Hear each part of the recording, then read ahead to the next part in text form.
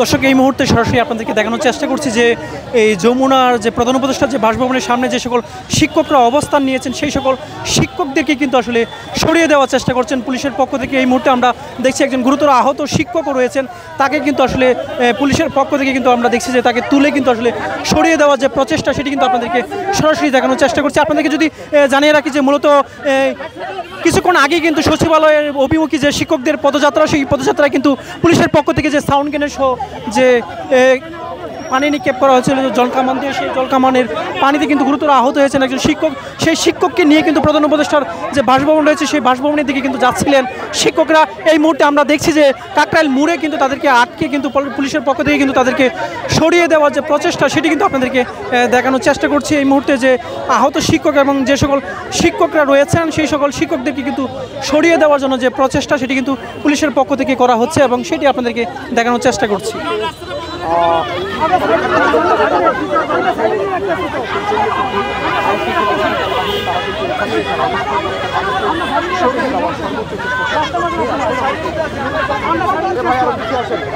দর্শক যদি আপনাদেরকে একটু জানিয়ে রাখি যে প্রাইমারি যে সকল বিদ্যালয় বঞ্চিত হয়েছে সরকারিকরণ থেকে, সেই সকল প্রাইমারি বেসরকারি প্রাইমারি শিক্ষকেরা কিন্তু আসলে আন্দোলন করছিলেন বেশ কয়েকদিন যাবত, এবং তাদের এই আন্দোলনে কিন্তু আমরা দেখেছি সকালে কিন্তু সচিবালয়ের সামনে কিন্তু আসলে পুলিশের পক্ষ থেকে কিন্তু লাঠিচার্জের মাধ্যমে তাদেরকে সরিয়ে দেওয়া হয়েছিল। এবং এই মুহূর্তে কিন্তু তারা একজন গুরুতর আহত শিক্ষককে নিয়ে কিন্তু যে প্রধান উপদেষ্টার বাসভবনের দিকে যাচ্ছিলেন, এবং পুলিশের পক্ষ থেকে কিন্তু কাকরাইল মোড়ে কিন্তু একটি ব্যারিকেড তৈরি করে কিন্তু তাদেরকে আটকে দেওয়া হয়েছিল, এবং সেই ব্যারিকেড কিন্তু ভেঙে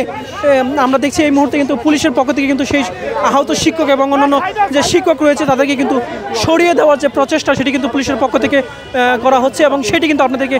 দেখাচ্ছি। তারা কিন্তু আমরা দেখছি যে পুলিশের পক্ষ থেকে বলা হচ্ছে কোনোভাবেই যাতে এই রাস্তা বন্ধ না হয় সেটি কিন্তু তারা বলছেন, এবং তারা বলছেন যে আসলে এই সড়কটি ক্লিয়ার রাখার জন্য পুলিশের পক্ষ থেকে আসলে শিক্ষকদেরকে সরিয়ে দেওয়ার যে প্রচেষ্টা সেটি কিন্তু চালানো হচ্ছে। আমরা দেখছি যে শিক্ষক এবং পুলিশের সাথে কিন্তু